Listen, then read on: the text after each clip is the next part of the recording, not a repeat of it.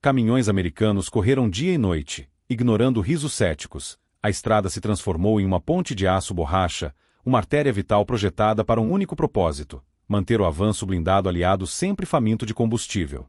Esta operação, nascida da necessidade e executada com uma precisão implacável, se tornaria uma das maiores façanhas logísticas da história militar. Para compreender sua importância, é preciso retornar ao final do verão de 1944.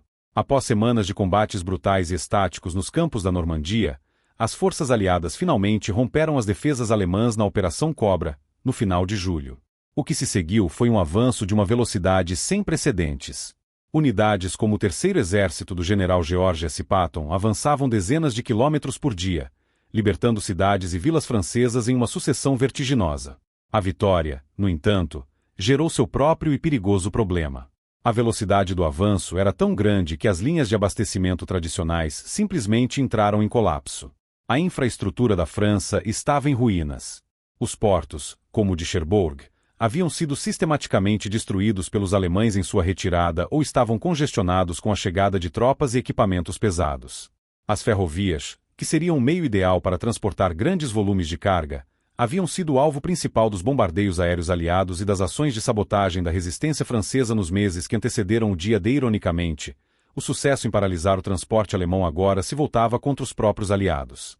Cada quilômetro de território conquistado aumentava a distância entre as tropas na linha de frente e os suprimentos que chegavam nas praias da Normandia. Para um exército moderno e mecanizado, essa distância era uma sentença de morte. Uma única divisão blindada americana consumia mais de 300 mil litros de combustível por dia apenas para operar. Multiplique isso pelas dezenas de divisões que avançavam pela França e Bélgica, e a escala do problema se torna clara.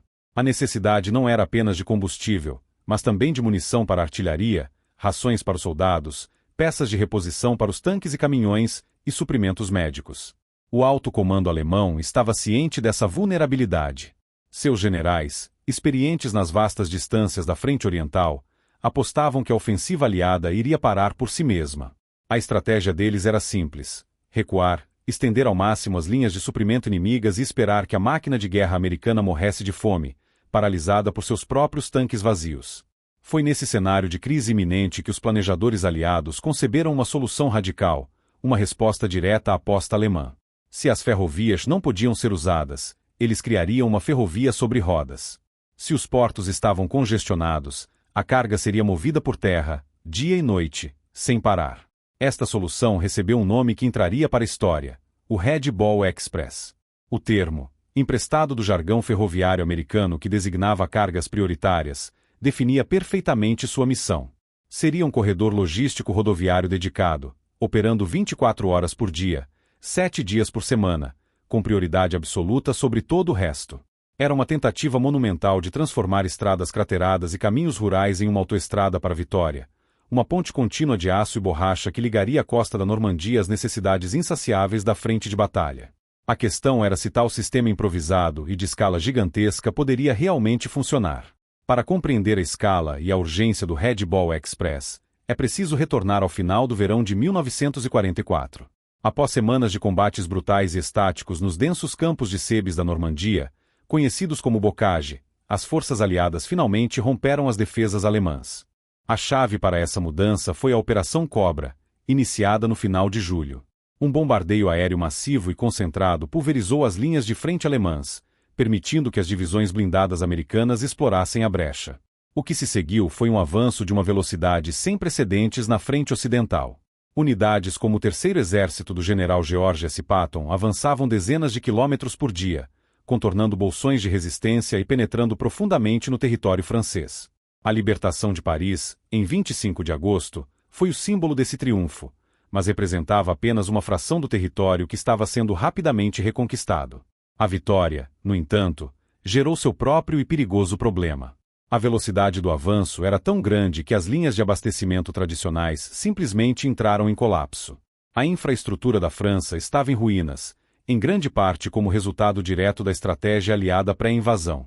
Os portos, que deveriam ser a principal porta de entrada para os suprimentos, eram um exemplo claro do dilema. O porto de águas profundas de Cherbourg, capturado no final de junho, havia sido sistematicamente demolido pelos alemães em sua retirada. Docas foram explodidas, guindastes derrubados e a bacia portuária foi semeada com minas e navios afundados. Levaria meses para que sua capacidade fosse minimamente restaurada. Outros portos importantes, como Brest e Le Havre, ainda estavam em mãos alemãs, transformados em fortalezas que resistiriam por semanas. Os portos artificiais Mulberry, construídos na costa da Normandia, eram impressionantes, mas insuficientes para a demanda crescente e vulneráveis ao mau tempo. Se o transporte marítimo era um problema, o transporte terrestre era ainda pior. As ferrovias, que seriam o meio ideal para transportar grandes volumes de carga para o interior, haviam sido o alvo principal dos bombardeios aéreos aliados e das ações de sabotagem da resistência francesa nos meses que antecederam o dia D. O objetivo do chamado plano de transporte era isolar o campo de batalha da Normandia, impedindo que os alemães movessem reforços e suprimentos para a frente. O plano funcionou perfeitamente. Ironicamente, o sucesso em paralisar o sistema ferroviário alemão agora se voltava contra os próprios aliados. Pontes foram destruídas, trilhos arrancados e pátios de manobra transformados em crateras. Reparar essa rede levaria um tempo que as tropas na linha de frente simplesmente não tinham. Cada quilômetro de território conquistado aumentava a distância entre os soldados e os depósitos de suprimentos que se acumulavam nas praias da invasão. O resultado foi a criação de um gigantesco gargalo logístico. A vitória havia criado seu próprio obstáculo, ameaçando parar o exército mais rápido e poderoso do mundo não com balas, mas com tanques de combustível vazios. Do outro lado da linha de frente, o alto comando alemão observava este avanço vertiginoso não com pânico, mas com uma calculada expectativa. Em quartéis generais distantes da poeira e do caos do combate, oficiais experientes como o Marechal de Campo Gerd von Rundstedt, comandante-em-chefe no Oeste, e o Marechal de Campo Walter Model, um especialista em táticas defensivas, analisavam a situação com um olhar pragmático. Eles viam os mesmos mapas que os aliados, mas interpretavam a situação sob uma ótica diferente, moldada por anos de guerra e, crucialmente, por suas próprias e severas limitações logísticas. Eles não viam apenas o avanço das divisões americanas, viam, principalmente, o alongamento insustentável de suas linhas de suprimento. A experiência alemã, forjada nas vastas e implacáveis distâncias da frente oriental, ensinara-lhes uma lição brutal sobre o poder da logística. Eles sabiam, por experiência própria, que exércitos não marcham sobre a coragem, mas sobre combustível e munição. Relatórios de inteligência confirmavam o que seus analistas já suspeitavam: os aliados estavam superando sua capacidade de abastecimento. Eles sabiam que os portos da Normandia eram insuficientes e que a rede ferroviária francesa estava em frangalhos. Com base nesses dados, a conclusão do alto comando alemão era lógica e unânime: a ofensiva aliada estava prestes a parar por si mesma. Acreditava-se que era matematicamente impossível sustentar um avanço mecanizado daquela magnitude, a centenas de quilômetros de suas bases de suprimento, usando apenas estradas. A estratégia alemã, portanto, tornou-se uma aposta direta no colapso logístico aliado. Não se tratava de derrotar o terceiro exército de Patton em uma batalha decisiva, mas de deixá-lo morrer de fome. A ordem era realizar uma retirada estratégica, cedendo território de forma controlada, mas infligindo baixas e forçando os aliados a consumir seus preciosos recursos. Cada quilômetro de estrada francesa cedido era 1 quilômetro a mais que um caminhão de suprimentos aliado teria que percorrer de ida e volta. Cada ponte que os engenheiros alemães explodiam em sua retirada era mais um obstáculo que retardaria o fluxo de gasolina e munições. A Wehrmacht estava, na prática, usando a geografia da França como uma arma, esticando o elástico da logística aliada até o ponto em que ele inevitavelmente se romperia. Para os generais alemães, era uma questão de tempo. A ofensiva pararia, não por causa da resistência alemã, mas pelo simples fato de que os tanques ficariam sem combustível e os canhões, sem projéteis. Essa pausa forçada daria às forças alemãs o tempo necessário para se reagruparem, estabelecerem uma nova linha defensiva sólida, possivelmente ao longo da fronteira da própria Alemanha, e talvez até preparar uma contraofensiva para o inverno. A aposta era que a máquina de guerra americana, tão alardeada por sua produção industrial, seria paralisada por um problema tão fundamental quanto a distância e a infraestrutura destruída. O que eles não podiam conceber era a escala da capacidade industrial e organizacional americana, nem a mentalidade que via um problema aparentemente insolúvel não como um obstáculo, mas como um desafio a ser superado com força bruta e engenhosidade. A aposta estava feita. O exército alemão se preparava para o momento em que a vanguarda blindada de Patton simplesmente pararia no meio do campo, com os motores silenciados pela falta de combustível. Eles esperavam o fracasso da logística aliada, sem imaginar que os americanos estavam prestes a transformar a própria logística em sua arma mais poderosa. Diante da perspectiva real de um impasse logístico, o alto comando aliado na Europa, sob a estrutura conhecida como Zona de Comunicações, ou CONS, foi forçado a agir com uma velocidade e audácia que espelhavam o próprio avanço de suas tropas. A situação era crítica. No final de agosto de 1944, algumas unidades blindadas de Patton estavam recebendo menos de um quarto do combustível de que necessitavam para operar com eficácia máxima. A aposta alemã no colapso do abastecimento aliado parecia cada vez mais provável de se concretizar. Foi neste ambiente de desespero calculado que um grupo de oficiais de logística, liderado por planejadores como o coronel Loren Albert, concebeu uma solução que não tinha precedentes na história da guerra moderna. Se as ferrovias estavam destruídas e os portos inutilizáveis, a única alternativa restante era a vasta, porém danificada, rede de estradas da França. A proposta era transformá-la em uma autoestrada militar. A ordem que oficializou a operação, emitida em 21 de agosto de 1944, estabeleceu um sistema de uma simplicidade brutal e de uma escala monumental. Duas rotas principais seriam designadas exclusivamente para o tráfego de suprimentos. A Rota Norte, partindo de Saint-Lô em direção a Chartres e depois para o leste, seria uma via de mão única para os caminhões carregados que se dirigiam à frente. A Rota Sul seria a via de retorno, também de mão única, para os caminhões vazios. Este circuito fechado, operando 24 horas por dia, 7 dias por semana, foi projetado para eliminar congestionamentos e maximizar a velocidade e o volume do fluxo de carga. A disciplina seria militarmente imposta. Nenhum veículo civil seria permitido nessas estradas. Nenhum veículo militar que não pertencesse ao comboio poderia utilizá-las, independentemente da patente de seu ocupante. A prioridade era absoluta e inegociável. A operação precisava de um nome que transmitisse sua urgência e importância. A escala recaiu sobre Red Ball Express. O termo não foi uma invenção militar, mas sim uma herança do jargão ferroviário americano do século XIX. Naquela época, para garantir que vagões com cargas perecíveis ou de alta prioridade não fossem desviados para ramais secundários e atrasados, os funcionários da ferrovia marcavam os documentos de expedição e os próprios vagões com uma bola vermelha. Esse símbolo indicava para todos os funcionários ao longo da linha que aquela carga deveria seguir sem interrupções até seu destino final. A adoção do nome foi, portanto, uma declaração de intenções. Cada caminhão marcado com o símbolo da bola vermelha era, efetivamente, uma carga prioritária sobre rodas, e todo o sistema militar na França deveria se curvar à sua passagem. A operação foi oficialmente lançada em 25 de agosto de 1944, apenas 4 dias após a emissão da ordem inicial, uma prova da extraordinária capacidade de mobilização americana. Naquele primeiro dia, 67 comboios transportando mais de 1.500 toneladas de suprimentos partiram em direção à frente. Era apenas o começo. A lenda do Red Ball Express havia nascido, não em uma prancheta em Washington ou Londres, mas na poeira e na urgência das estradas da França, como uma resposta direta e massiva a uma crise que ameaçava parar a libertação da Europa. A Operação Red Ball Express não foi apenas uma solução engenhosa, foi um feito de escala monumental, cujos números, quando examinados, revelam a verdadeira dimensão do poderio industrial e organizacional americano. A simples concepção de uma autoestrada militar exclusiva já era audaciosa, mas os recursos mobilizados para torná-la realidade transformaram a audácia em um milagre logístico.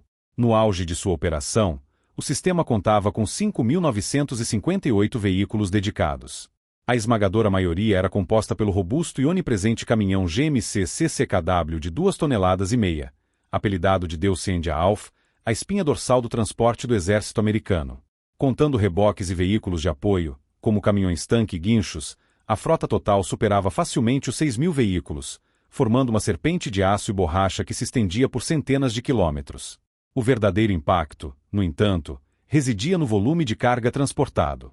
Os planejadores haviam calculado que, para sustentar o avanço de 28 divisões aliadas, seria necessário entregar um mínimo de 75.000 toneladas de suprimentos por semana. O Red Ball Express foi projetado para carregar uma porção significativa desse total. Em seus dias de maior movimento, particularmente no final de setembro, o sistema entregou picos de mais de 12.500 toneladas de suprimentos em um único período de 24 horas. Para colocar este número em perspectiva, 12.500 toneladas equivalem ao peso de mais de 25 aviões Boeing 747 totalmente carregados. Se essa carga fosse transportada por via férrea, o método de transporte mais eficiente da época, seriam necessários dezenas de trens de carga, compostos por centenas de vagões, algo impossível de se realizar na infraestrutura destruída da França. O Red Ball Express alcançou esse feito usando apenas caminhões em estradas danificadas. Por trás das máquinas, havia o esforço humano, igualmente massivo. A operação mobilizou diretamente cerca de 23 mil homens. Essa força de trabalho não se limitava aos motoristas. Incluía batalhões de engenheiros que trabalhavam incessantemente para reparar estradas e pontes, unidades de polícia militar que patrulhavam as rotas para garantir a disciplina e o fluxo contínuo, mecânicos que montavam postos de manutenção ao longo do caminho para consertar veículos avariados, e estivadores que trabalhavam dia e noite nos depósitos para carregar e descarregar os caminhões. Era uma cidade móvel, dedicada a um único propósito. Ao longo de seus 83 dias de existência, de 25 de agosto a 16 de novembro de 1944, o Red Ball Express transportou um total de 412.193 toneladas de suprimentos para a frente de batalha. Isso representa uma média diária de quase 5.000 toneladas, todos os dias, sem falha. Deste total, a gasolina representava a maior parte da carga, o sangue vital do exército mecanizado. Mas os caminhões também transportavam tudo que um exército em movimento necessita: munição de artilharia, projéteis de tanque, rações, peças de reposição, suprimentos médicos e correio. Esses números não eram meras estatísticas em um relatório. Cada galão de combustível significava que um tanque Sherman poderia avançar mais alguns quilômetros em direção à Alemanha. Cada caixa de munição permitia que uma bateria de artilharia continuasse a fornecer fogo de apoio para a infantaria. Cada ração garantia que um soldado na linha de frente tivesse o que comer. A escala da operação transformou a logística de uma função de apoio em uma força ofensiva por si só, uma torrente contínua de material de guerra que a estratégia alemã simplesmente não havia previsto e para a qual não tinha resposta. A escala da operação era impressionante, mas os números por si só não contam a história completa. Por trás das estatísticas e das toneladas de carga, estava o elemento humano que tornou tudo possível: os motoristas. E a identidade desses homens constitui um dos fatos mais significativos e complexos do Red Ball Express. A grande maioria dos soldados ao volante, aproximadamente 75% do total, eram afro-americanos. Eles formaram a espinha dorsal da operação, o coração pulsante que manteve a autoestrada da vitória em movimento constante.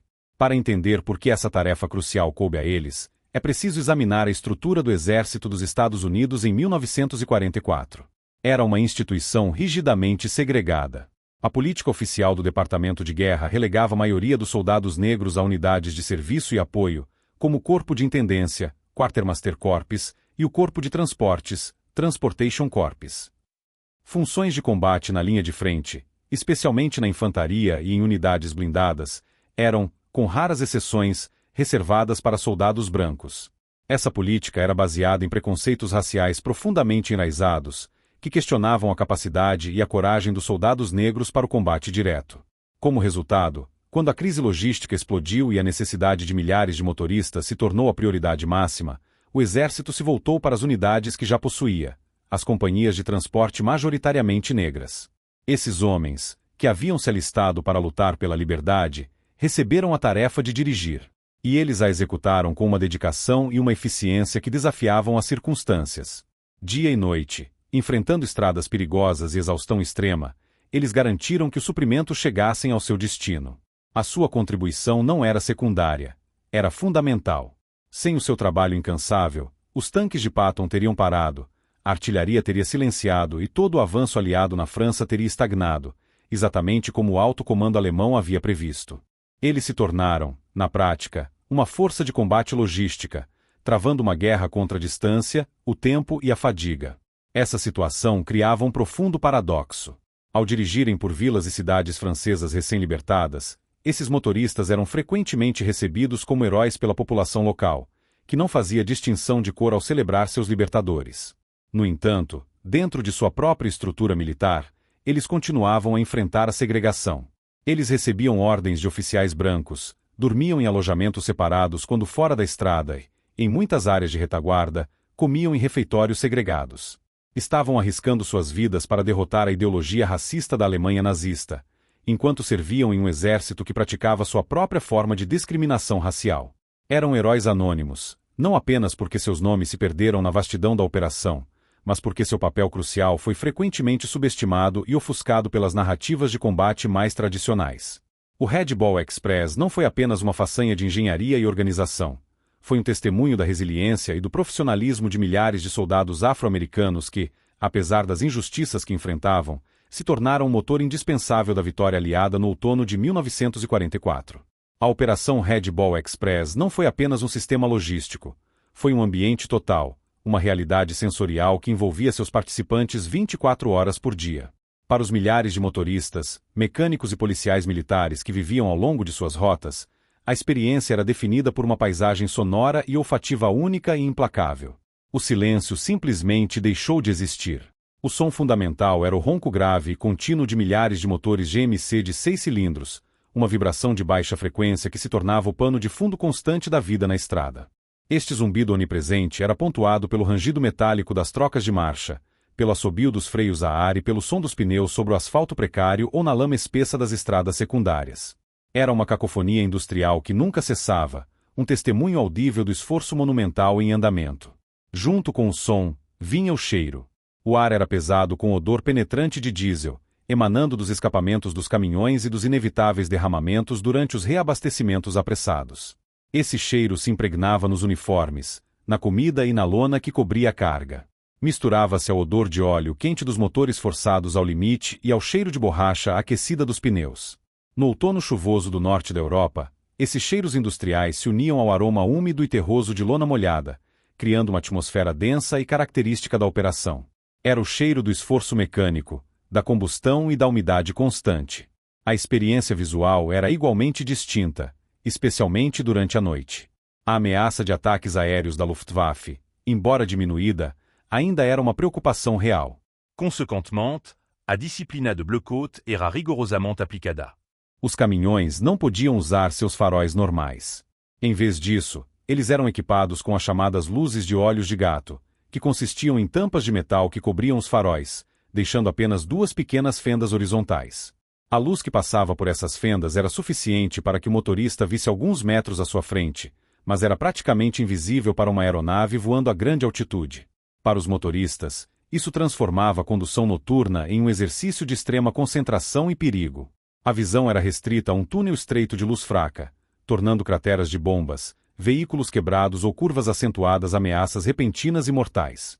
Para um observador, a visão de um comboio noturno do Red Ball Express era a de um rio de luzes tênues e fantasmagóricas serpenteando pela escuridão da paisagem francesa. Cada ponto de luz representava um homem lutando contra o sono e a tensão, guiando sua carga preciosa através da noite.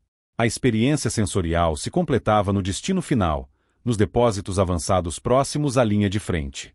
Ali, o som dos motores se misturava aos gritos dos sargentos e ao barulho surdo dos tambores de gasolina sendo descarregados.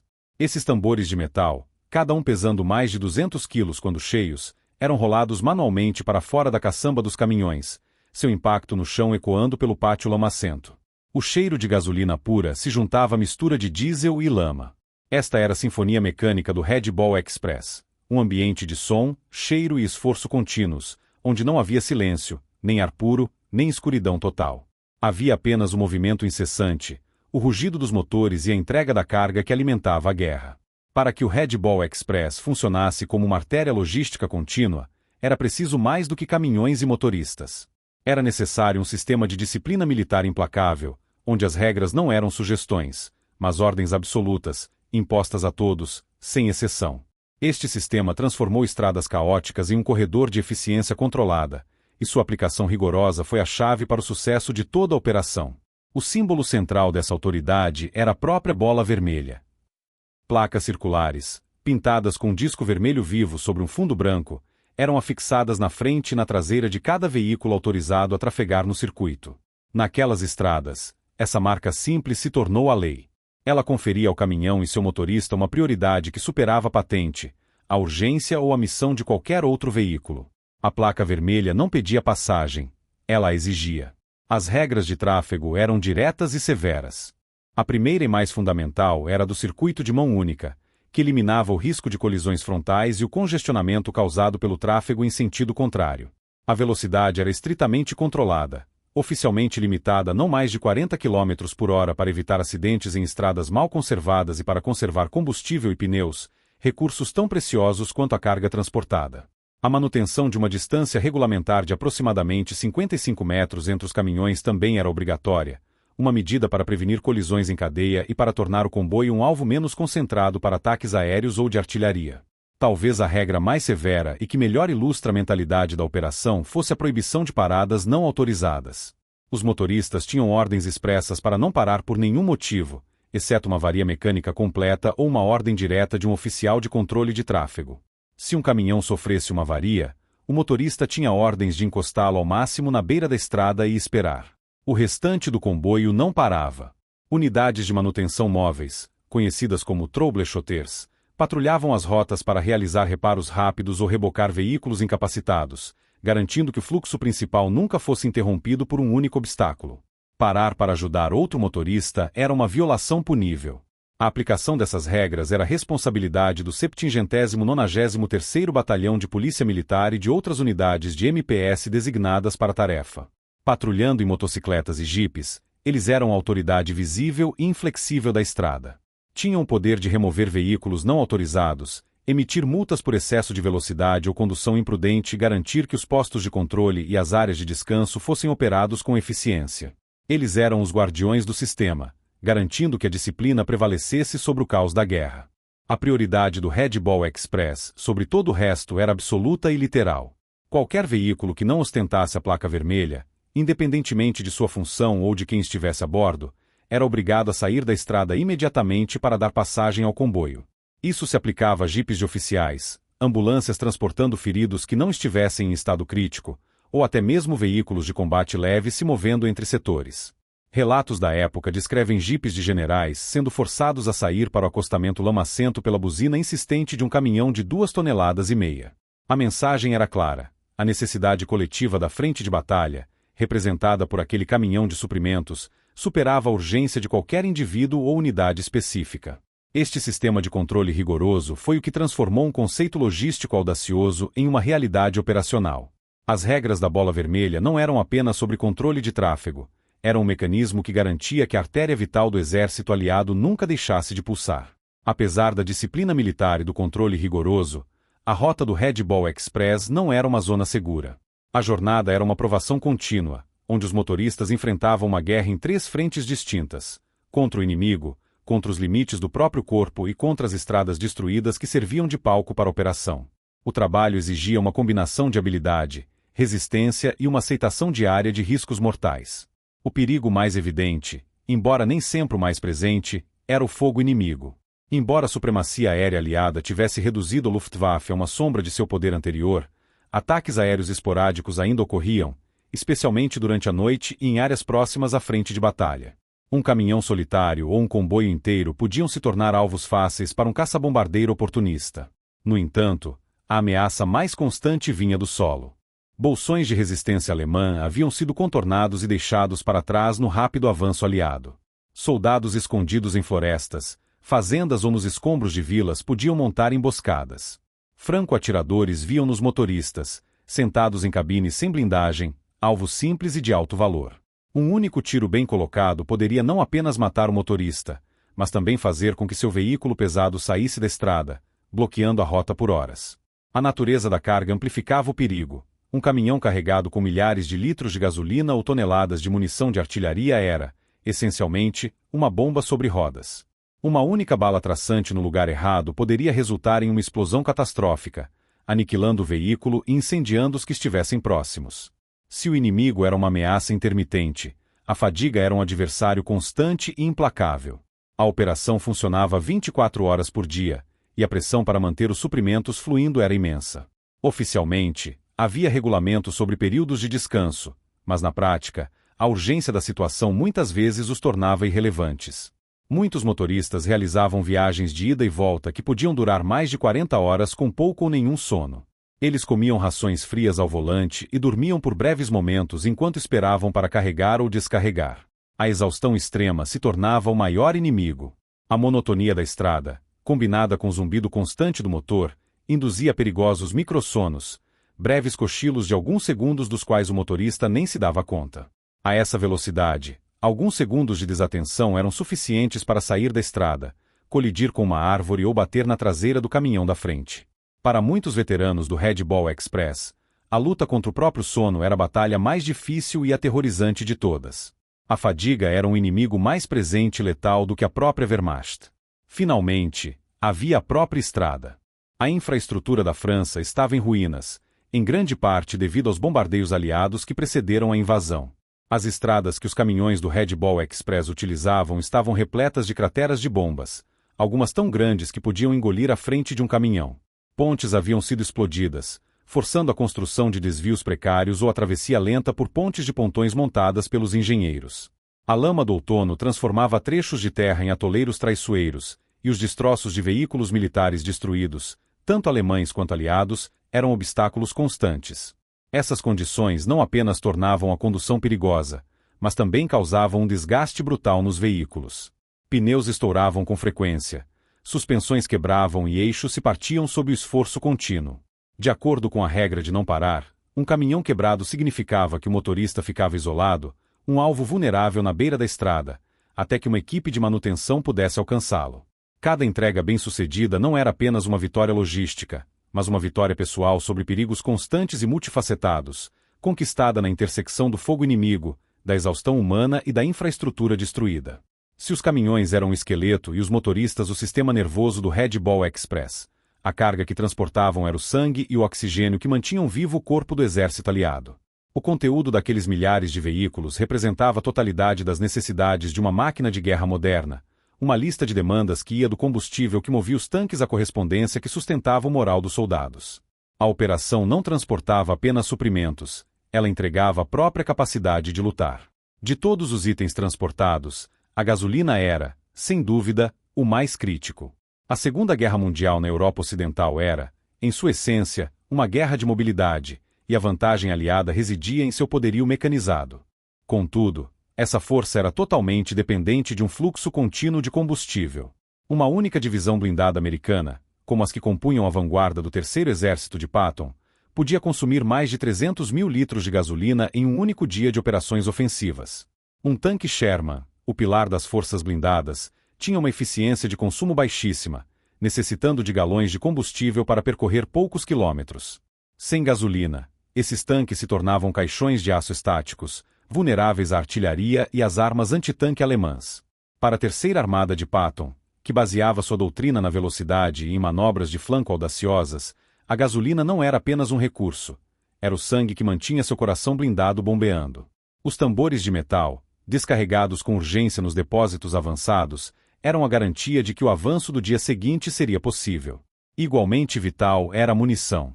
Um exército que não pode atirar é um exército derrotado. Os caminhões do Red Ball Express transportavam uma variedade imensa de explosivos e projéteis, cada um essencial para um aspecto diferente do combate.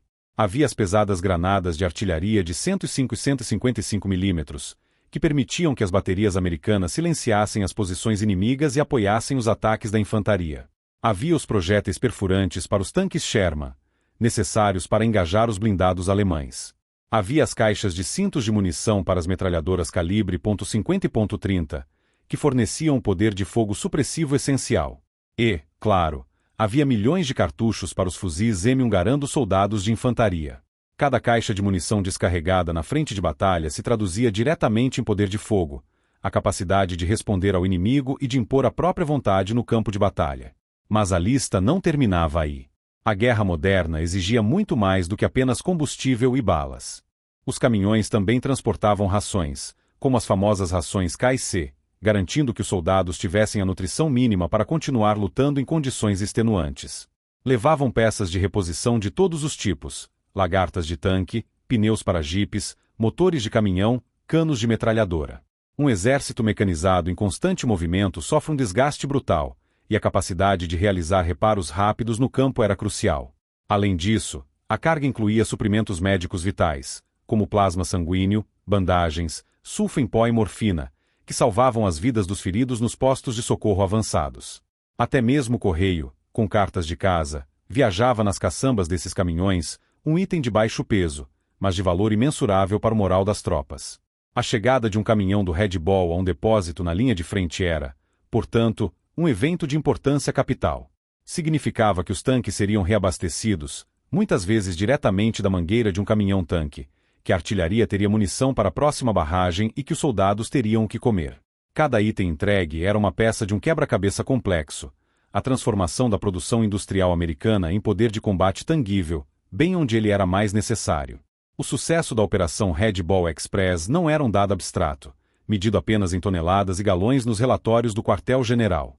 Seu impacto era direto, tangível e decisivo no campo de batalha, e em nenhum outro lugar essa conexão foi mais evidente do que na vanguarda do avanço do Terceiro Exército do general George S. Patton. A relação entre o fluxo de suprimentos da Bola Vermelha e a velocidade do avanço de Patton não era apenas uma correlação, era uma causalidade direta. Cada caminhão que chegava a um depósito avançado era o que permitia que os tanques Sherman retomassem sua marcha em direção ao coração da Alemanha. A doutrina militar de Patton era fundamentada na velocidade, na audácia e em um movimento implacável. Ele acreditava em uma guerra de movimento agressiva, contornando bolsões de resistência inimiga para atacar suas linhas de retaguarda e centros de comando, mantendo o exército alemão constantemente desequilibrado e incapaz de estabelecer uma linha de defesa coesa. Esta estratégia, no entanto, era extraordinariamente exigente do ponto de vista logístico. Seus tanques, veículos de reconhecimento blindados e infantaria motorizada estavam em movimento quase constante, consumindo combustível a uma taxa alarmante. Para Patton, a logística não era um detalhe de apoio, era o próprio combustível de sua ofensiva. Sem um fluxo contínuo e massivo de gasolina, seu exército, o mais rápido e agressivo da frente aliada, seria forçado a parar. A prova dessa dependência crítica ocorreu em várias ocasiões. No final de agosto e início de setembro de 1944, o Terceiro Exército avançou tão rapidamente que superou até mesmo a capacidade do recém-criado Red Ball Express. Perto do rio Meuse, as colunas blindadas de Patton literalmente pararam por falta de combustível. Os tanques ficaram parados nos campos e estradas, transformando-se em alvos estáticos e vulneráveis, enquanto os motoristas e suas tripulações esperavam ansiosamente pela chegada dos comboios de abastecimento. Esses episódios dramáticos demonstraram de forma inequívoca que a arma mais eficaz contra o avanço de Patton não era um canhão antitanque alemão, mas um tanque de gasolina vazio. Foi a capacidade do Red Ball Express de se recuperar e aumentar seu volume de entrega que permitiu que essas pausas fossem breves e que o avanço fosse retomado. Nos mapas de situação do alto comando aliado, a ligação era visualmente clara. O avanço das setas azuis que representavam as unidades de Patton no mapa estava diretamente sincronizado com os gráficos que mostravam o aumento das toneladas de suprimentos entregues pelo Red Ball Express. A chegada de um comboio ou um depósito avançado próximo a cidades como Chartres ou Reims era seguida, em questão de horas, por ordens para que as divisões blindadas retomassem a ofensiva. Cada galão de gasolina descarregado traduzia-se em mais quilômetros de território francês e belga libertado. O sistema logístico não estava apenas apoiando a estratégia de Patton, ele a estava tornando possível. Dessa forma, o Red Ball Express se tornou um componente integral da própria arma ofensiva de Patton. Ele transformou a audaciosa e arriscada estratégia de guerra de movimento do general em uma campanha sustentável. Enquanto os generais alemães esperavam que a ofensiva de Patton entrasse em colapso sob seu próprio peso logístico, o fluxo incessante de caminhões com a Bola Vermelha garantia que isso nunca acontecesse. A logística, neste caso, deixou de ser uma ciência de retaguarda para se tornar uma força de vanguarda, tão crucial para o Blitz de Patton quanto os próprios tanques que ele comandava. O avanço contínuo do Terceiro Exército não foi apenas uma vitória tática. Foi, acima de tudo, o triunfo de uma artéria de abastecimento que se recusou a parar. Nos quartéis generais alemães, a expectativa inicial de um colapso logístico aliado se transformou gradualmente em uma descrença alarmada. A estratégia alemã, concebida por oficiais experientes como os marechais de campo von Rundstedt e Model, não era baseada em esperança, mas em uma análise fria e lógica da situação. Seus serviços de inteligência haviam corretamente avaliado a destruição dos portos e da rede ferroviária francesa. Seus cálculos sobre o consumo de combustível e munição das divisões mecanizadas americanas estavam corretos. A conclusão de que o avanço aliado era insustentável parecia, portanto, militarmente inevitável. Eles não esperavam uma pausa. Eles a previam como uma certeza matemática. A aposta era que a vanguarda blindada de Patton simplesmente pararia no meio do campo, com os motores silenciados pela falta de combustível. Contudo, os relatórios que chegavam da frente de batalha no final de agosto e ao longo de setembro contavam uma história diferente e desconcertante. As colunas americanas não pararam. Após breves pausas, que os alemães inicialmente interpretaram como o início do esperado colapso, o avanço era retomado com a mesma ferocidade. A pressão sobre as unidades da Wehrmacht em retirada era implacável. A questão que ecoava nos postos de comando alemães era simples e urgente: como eles estavam fazendo isso? A resposta desafiava a doutrina logística convencional. O exército alemão, embora altamente eficaz taticamente, nunca possuiu a mesma escala de motorização que o americano. A ideia de sustentar 28 divisões em uma ofensiva rápida usando exclusivamente caminhões, em estradas danificadas e por centenas de quilômetros, parecia uma fantasia logística, uma impossibilidade prática. Eles subestimaram fundamentalmente a capacidade industrial e organizacional americana de transformar um problema aparentemente insolúvel em uma solução de força bruta. A ironia da situação tornou-se cada vez mais amarga para o alto comando alemão. Enquanto eles esperavam pela fome de combustível aliada, era sua própria máquina de guerra que começava a morrer de inanição. A campanha de bombardeio estratégico aliado contra as refinarias de petróleo e as fábricas de combustível sintético da Alemanha estava atingindo seu auge. A Luftwaffe, que deveria contestar o céu sobre a França, estava em grande parte mobilizada no solo, não por falta de aviões ou pilotos, mas por uma severa escassez de combustível de aviação. No campo de batalha, a situação era igualmente grave. Unidades Panzer de elite, equipadas com os temidos tanques Tiger e Panther, eram frequentemente forçadas a abandonar seus veículos perfeitamente funcionais simplesmente por não terem como reabastecê-los. Um tanque sem combustível é apenas uma caixa de aço imóvel. As imagens de equipamentos alemães abandonados ao longo das estradas da França não eram apenas um sinal de retirada, mas um sintoma visível de um colapso logístico interno. A aposta alemã, portanto, foi perdida de forma espetacular. A fome de combustível que eles projetaram sobre o inimigo tornou-se a sua própria realidade paralisante. O fluxo contínuo de suprimentos garantido pelo Red Ball Express negou às forças alemãs o tempo de que precisavam desesperadamente para se reagrupar, estabelecer uma linha defensiva coesa ao longo da fronteira alemã e preparar suas reservas para uma contraofensiva.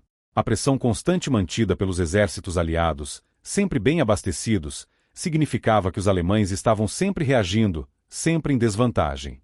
A estratégia de usar a geografia da França como uma arma, esticando as linhas de suprimento aliadas até o ponto de ruptura, falhou porque essa linha, feita de aço e borracha, se recusou a romper. O que os planejadores alemães não compreenderam foi que, para os americanos, a logística não era apenas uma função de apoio, era uma arma ofensiva, e o Red Ball Express era sua vanguarda. A aposta no fracasso aliado foi perdida, e o preço dessa perda seria pago nos meses seguintes, nas batalhas pela própria Alemanha. Toda medida de emergência é, por sua natureza, temporária.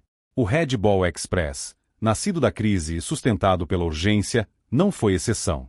Sua existência foi uma ponte extraordinária sobre um abismo logístico, mas o objetivo final dos planejadores aliados sempre foi reconstruir uma infraestrutura de abastecimento mais permanente e eficiente. No outono de 1944, enquanto os caminhões com a bola vermelha continuavam sua jornada incessante, as peças para sua substituição começaram a se encaixar, culminando no fim planejado da operação em meados de novembro. O fator mais decisivo para o fim do Red Ball Express foi a captura e a abertura do porto de Antuérpia, na Bélgica. Em 4 de setembro de 1944, a 11ª Divisão Blindada Britânica capturou a cidade e suas vastas instalações portuárias de forma surpreendentemente rápida, encontrando-as quase intactas. Era um prêmio estratégico de valor incalculável, um dos maiores portos de águas profundas do mundo, localizado muito mais perto da frente de batalha na Alemanha do que as praias da Normandia. No entanto, a captura da cidade foi apenas o primeiro passo. O porto de Antuérpia fica a mais de 80 quilômetros do Mar do Norte, conectado por um longo e sinuoso estuário, o rio Escalda. Os alemães, embora tivessem perdido a cidade, ainda controlavam as margens do estuário, tornando a passagem de navios aliados impossível. O que se seguiu foi a brutal e muitas vezes esquecida Batalha do Escalda, uma campanha de 2 meses travada principalmente por forças canadenses, britânicas e polonesas em condições terríveis de lama e inundações. Somente no final de novembro, após a limpeza das margens do rio e uma extensa operação de remoção de minas navais, o primeiro comboio de navios de carga aliados pôde finalmente navegar com segurança até as docas de Antuérpia. A abertura deste porto mudou fundamentalmente a equação logística da guerra. Paralelamente a esses combates, um esforço igualmente monumental estava em andamento na retaguarda.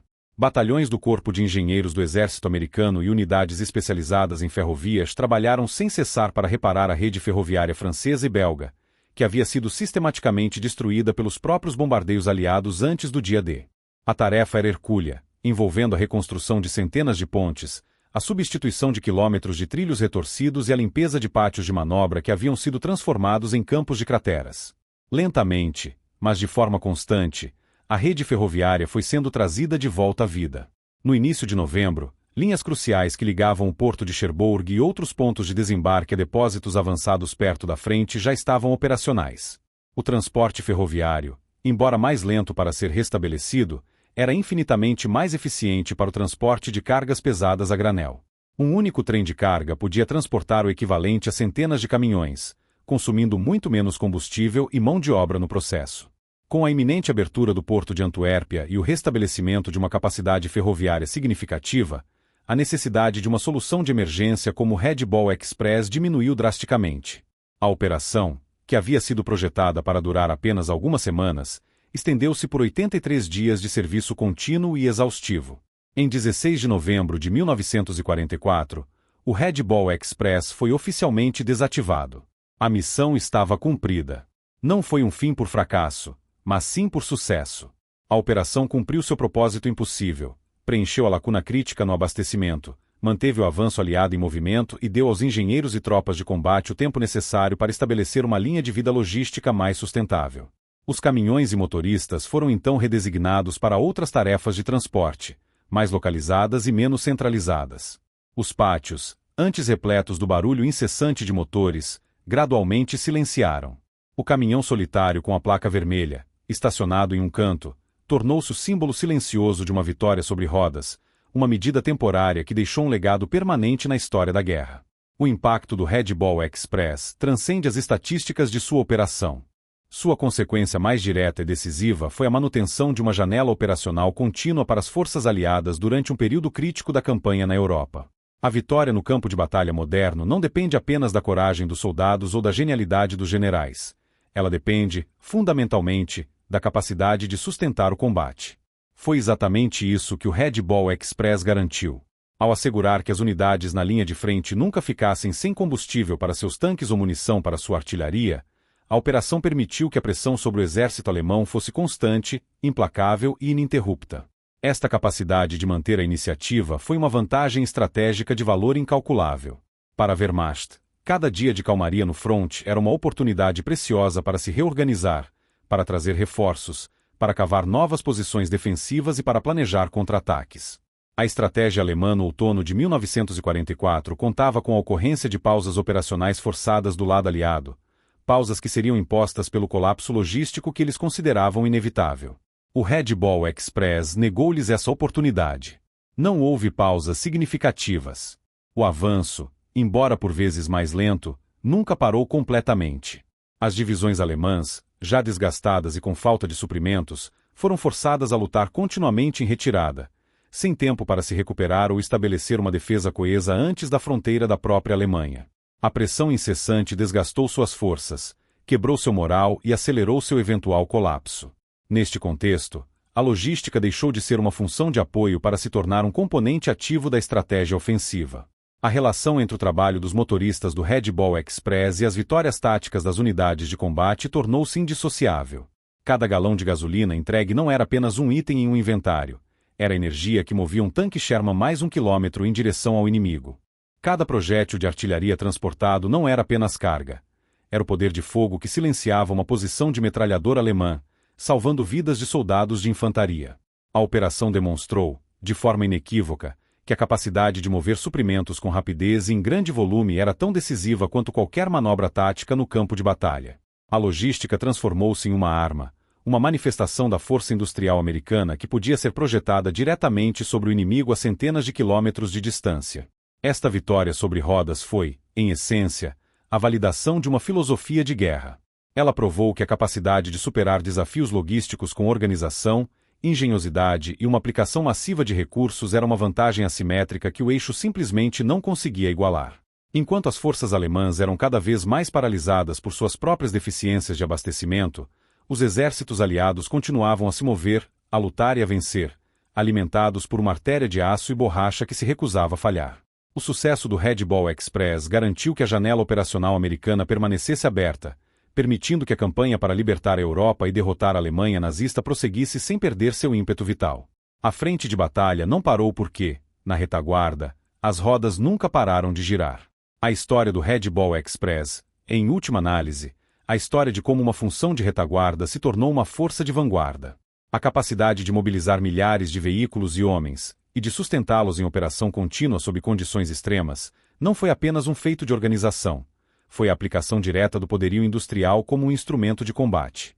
Cada motor que roncava, cada pneu que girava sobre as estradas da França, era uma expressão tangível dessa nova doutrina, onde a habilidade de abastecer se tornou tão letal quanto a habilidade de atirar. A aposta alemã no colapso logístico falhou porque subestimou essa capacidade de transformar um problema de engenharia em uma solução de força bruta. A lição final da Autoestrada da Vitória é, portanto, fundamental para a compreensão da guerra moderna. A logística, marca registrada americana, virou arma. Quando as rodas não pararam, a frente também não parou.